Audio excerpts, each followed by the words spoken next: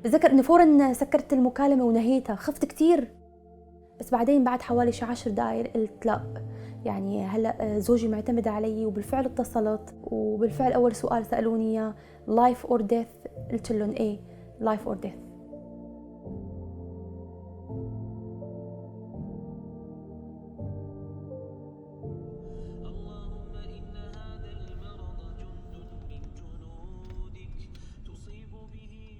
أنا سلام عبد الصمد علي بلعام، ليبية سورية.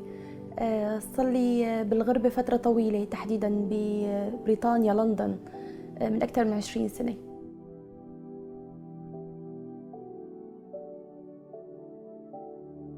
زواجي من محمد كان كثير تقليدي.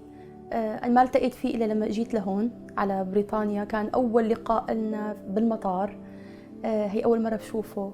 هو قريبي طبعاً من ناحية الأم، يعني ابن خالي. وصلنا يعني من وقت ما اجيت على لندن من 20 سنة صرنا متزوجين.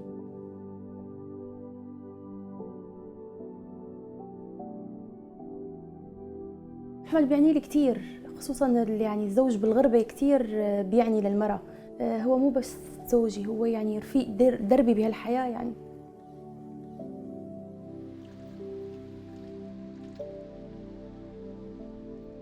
هلا محمد بصراحة كثير حنون. يمكن فرق العمر بيني وبينه كمان عطى يعني صفة الأب وصفة الزوج. مع أولاده كثير كمان منيح، كثير متفهم، يمكن أكثر مني حتى، وخصوصا مع بنته. يعني مثل ما بيقولوا كل فتاة بأبيها معجبة. Me and my dad, we have a very strong relationship. He's always telling me stories. He's always taking me places, and yeah, I love him so much.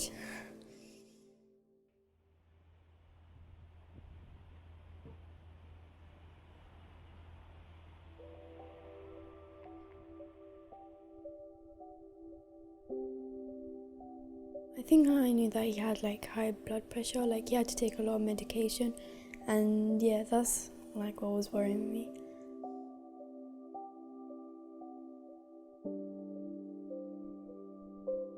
فترة طويلة كان عنده ضغط مرتفع وما كنا نعرف، وبعدين الضغط المرتفع سبب انه كان عنده 3 شرايين بالقلب مسكرة، ونحن ما كان عندنا علم يعني لاخر، يعني مثل بيقولوا last minute.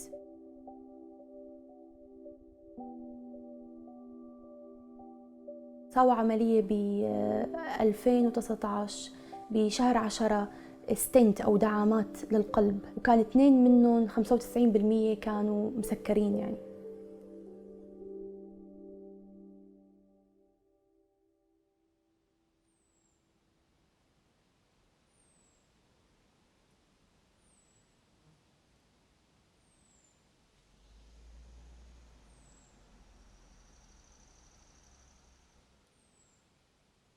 We knew he was ill, we knew it was serious, but we felt that he'll recover this.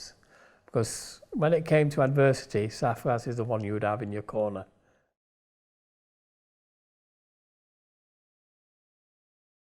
هيا على الفلاح.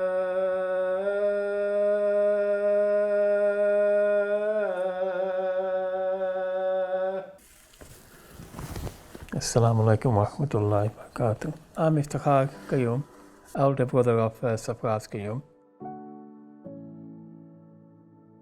My late father, he was one of the first Pakistani families to settle in Warrington. Safraz was a very popular kid. He was somewhat mischievous. He always liked to laugh and a joke.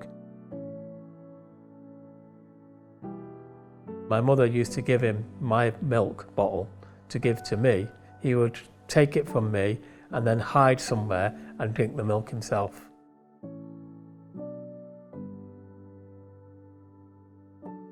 He had a contagious smile. If we were in a bad mood or in a serious situation, he would always turn that around and make you smile. So I think that's I think most people you'll come across will actually say that.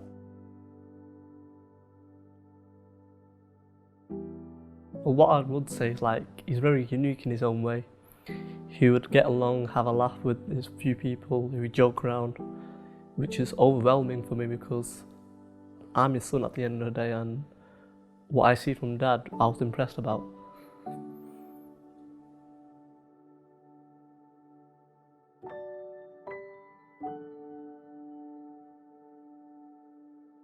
Generally, his health was very good. And it was only recently, back in November 2019, he went into hospital. So they did blood tests, ECG. It also put him through the MRI scan. And the first thing he said when he got home, he rang everyone, he said, "You guys, if you want to get an MOT, you would have to pay this, this, this. I've just come home with green light and I didn't have to pay a penny." And that was Safraz all over, you know.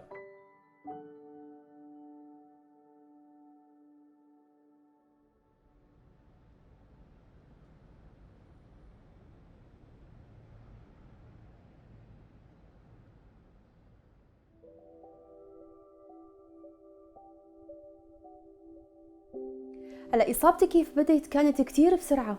يعني اللي بتذكر إنه المدارس كان آخر يوم هو الخميس بمدارس الأولاد الحجر.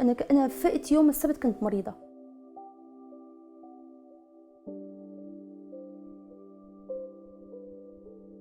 يعني أنا فوراً هيك الأحداث كلها تسارعت، وكنت فوراً حسيت إنه بشعور مرض. شو هو ما كنت أعرف.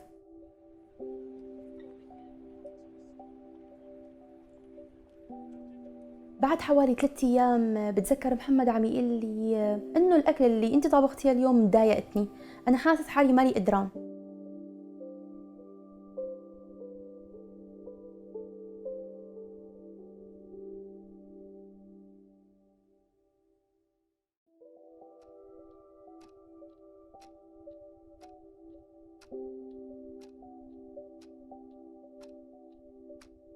بعد حوالي 3 أيام زادت الأعراض عند محمد، زاد الصداع، زاد الحرارة، بدت معه الحرارة، وأنا صار عندي حرارة. حسيت إنه في يعني هون بديت إنه أنا أعطي إشارات استفهام إنه هل إحنا مصابين؟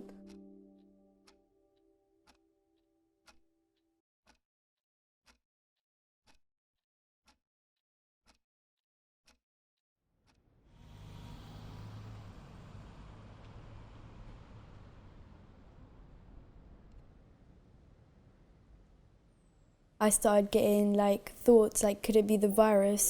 It was kind of sad thinking about it, especially for my dad, as I think like there's like problems with his heart. So when like I saw all of that, it kind of made me worried more about my parents and my siblings.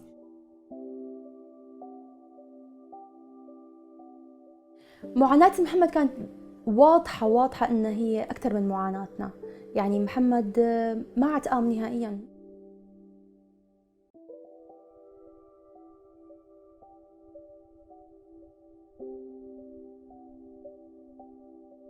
خلال ملاحظتي كمان لمحمد إنه حسيت أظافره وجلده بلش يصير لون داكن. أنا هون أخذت القرار إنه خلاص بالفعل صار الوقت المناسب إنه لازم أتصل. خلال حوالي بعتقد 20 دقيقة كانوا موجودين.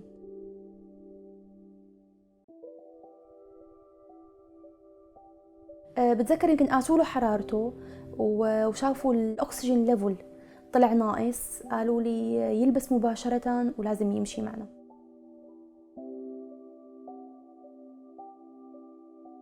And I just remember them taking him and putting him in the ambulance car and then drove off. But it was really sad, yeah.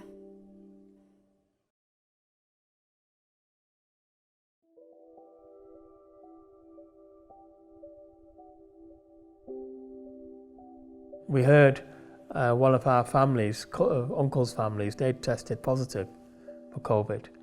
So he decided, right, okay, let's go to Haydock.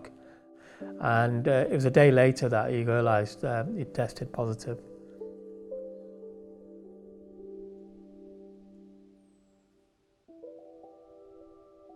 We certainly weren't frightened or fearful in any way, you know, at that time. You know, we took COVID seriously then, we take COVID seriously now.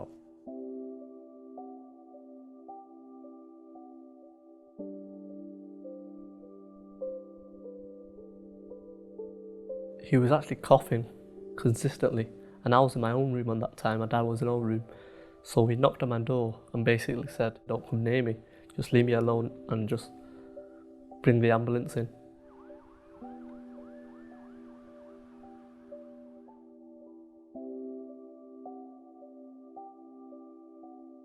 Well, so I just stayed in the stairs and just watch what's going to happen, waiting for an update.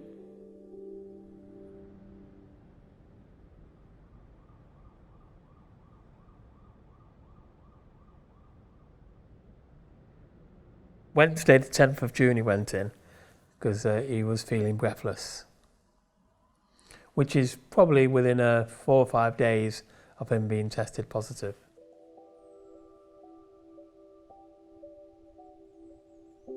The feeling at that time was, I was quietly upset because not only my dad, it was my mum, my sister, and it was just me and my brother at home, which was, at that time, we couldn't do much either, unless just hope that they come home soon.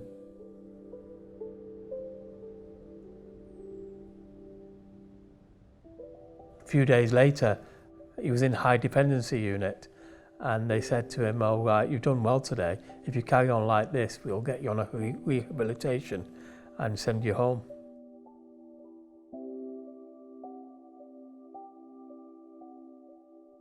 I've got his text here. They put me on CPAC last night on Saturday. Inshallah, it's looking positive, but long road to recovery. Temperature 40, way too high. Doctor's coming at 9 a.m. So this was Sunday morning now. And then I text him 8 o'clock in the morning. Is the temperature down yet? No. Are you feeling better? Generally, but like an oven. And I said, oh, we need to get that temperature down. Breathing control is good. And I said, inshallah, keep doing zikr. You'll be okay.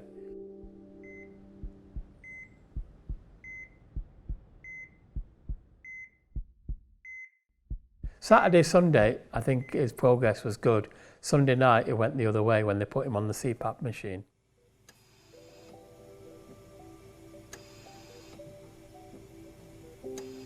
And then he didn't really recover from that. He didn't like the CPAP machine at all. I think it's carbon dioxide levels in his body were increasing, and his SATs weren't reading too well.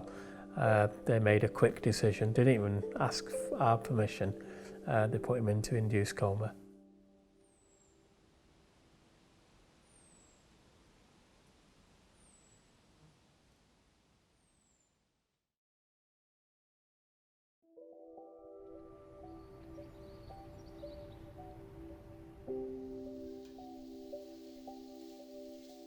أخبار محمد كانت تجيني عن طريق رفيقتي. أنا أعطيتها برميشن إنها تتصل بالمشفى كل يوم، تتصل مرة أو 2 يعطوها الأخبار أو الريبورت هيك لعند يوم الخميس. هي كان يعني النقطة الفاصلة كانت.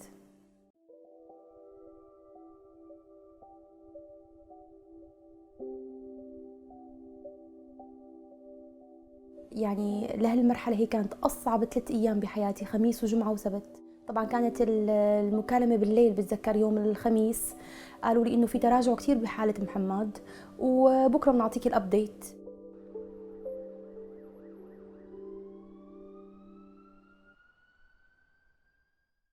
إحساسي إنه النتيجة كانت إيجابية ما كان مفاجئ.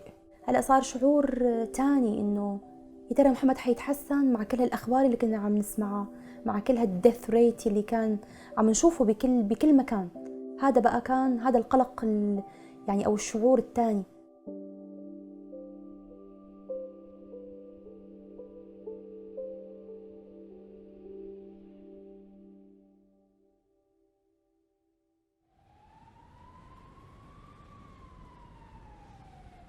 اجى يوم الجمعة وأنا على أحر من الجمر، بيجيني اتصال إنه للأسف الأكسجين محمد كتير نازل، عم يعطوه 16 لتر باليوم عم يعطوه، والإكس راي تبع الرئة وضح إنه أسوأ مما دخل للمشفى.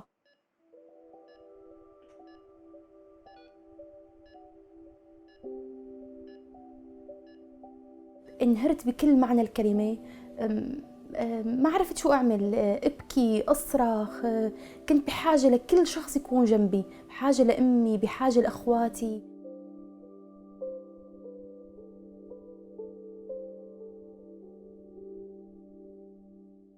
So she told me what happened, and yeah, we were just very upset. But then we were just like making dua, praying.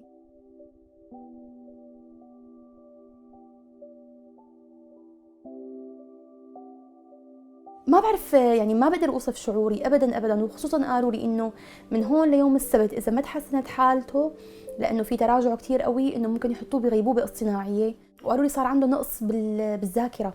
سألوه قالوا له وين أنت عن اليوم وعن المكان اللي قاعد فيه، عن اسمه، ما عرف يجاوبون. هي شو بقول لك، الشعرة التي قصمت ظهر البعير يعني.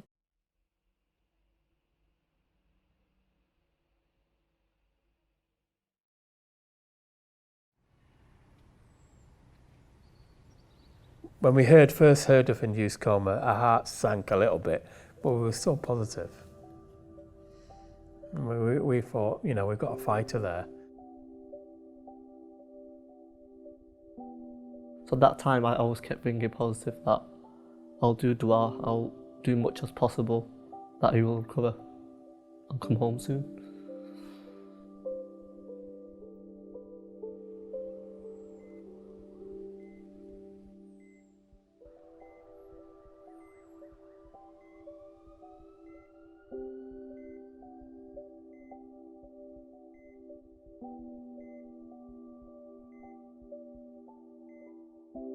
We started encountering problems with his other organs, namely his kidney.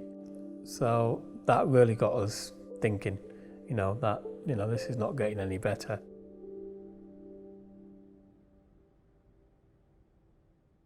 We were prepared by the doctors that he's very, very ill, seriously ill.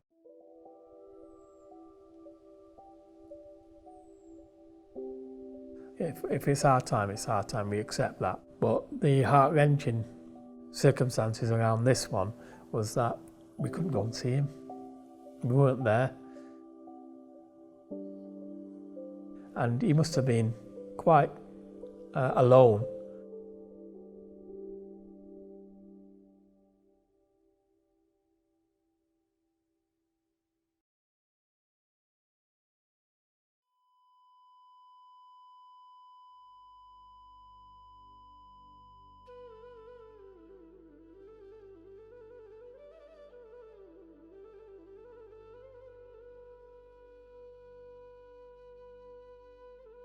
What I mostly miss about him is the way he was, the way he brought a smile to me, the way how he treated me. I'll do anything to cherish a moment with him, even if it's a hug or anything, a laugh or anything. Just not with him, just a family whole as a together. Because I just feel ever since he's gone, there's just this piece has gone missing. Like, for example, I'll give you on Eid Day, it just felt so quiet. I've never felt this way before. But whatever's written is written, and Allah subhanahu wa ta'ala has decided to take him, and we just have to leave it to that now, and we move on. And inshallah, I have sabr, I keep faith in my dad and my family.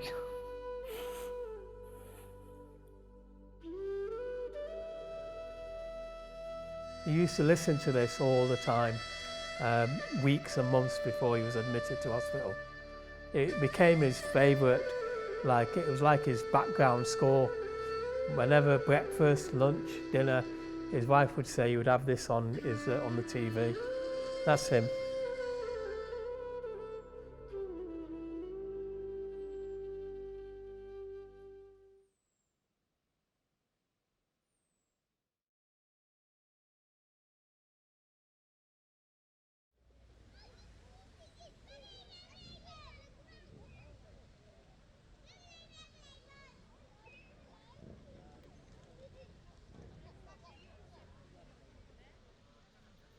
يوم الجمعة الفجر بتذكر قالت لي سلام، في بشارة كتير حلوة، ربك استجاب. قلت لي الحمد لله، محمد نزلوا له الأكسجين. يوم الخميس بيجيني اتصال إنه في احتمال محمد يطلع، يعني وضبي حالك. طبعا من كتر ما كنت فرحانة ما عرفت شو أعمل. كنت عم دور بالبيت إنه شو بدي أعمل، شو بدي أساوي. يعني صار له فترة طويلة طالع من البيت، إنه كيف بدي استقبله، كيف بدي أشوفه، شو بدي أعمل. طبعا هذه التجربة يعني تجربة عميقة ومستحيل إنه أنساها، يعني دائما حتبقى في بالي مثل الجرح الغميق. يعني لما بيضرب الجسم ممكن الواحد يتعافى، لكن بيبقى أثر، وهذا الأثر بيضل حتى آخر يوم في حياته.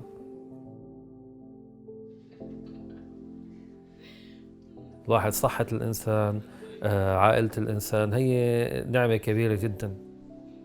فلما الواحد يعني رجع كأنه رجع إلى الحياة. الحياة ما بتمشي بلا محمد، وهالبيت صعب يمشي من غيره. يعني الحمد لله إنه رجع لي إياه بالسلامة، وهو بكامل صحته الحمد لله.